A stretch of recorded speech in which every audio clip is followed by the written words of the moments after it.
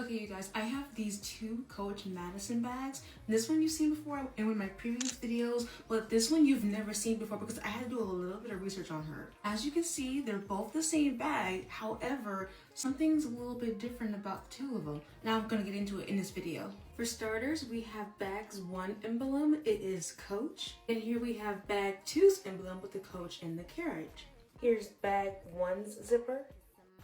And here's bag 2's zipper. Here's bag 1's hardware stamp and bag 2's hardware stamp. Here's bag 1's dog tag. Unfortunately, bag 2 does not have a dog tag. However, she could have lost it during sourcing. Bag 1's closure stamp.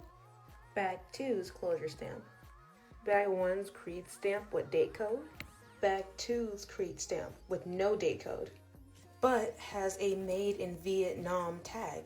Okay, so you guys are probably wondering, how can this bag and this bag be so identical, yet also be so different? I did some research, and apparently that around the 2010s era, specifically between 2014 and 2015, Coach did the same bag and same bag collection. However, two different manufacturers did the bags. So in my research, I believe this one was made around 2015 and this one was possibly made around 2014. Hence why it might not have a date code, but it might have a date code somewhere in the bag that I get to find. I don't believe this bag is counterfeit because it's so identical to the actual bag, especially when it comes to the stamping. Not so much the emblem, but the stamping on the hardware is so spot on, along with the stamping on the closure. So what do you guys think? You think this bag is counterfeit?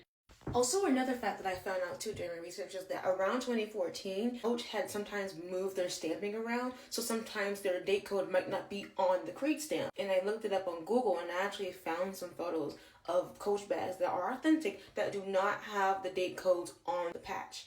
So I don't know. What do you guys think about this? Let me know in the comments.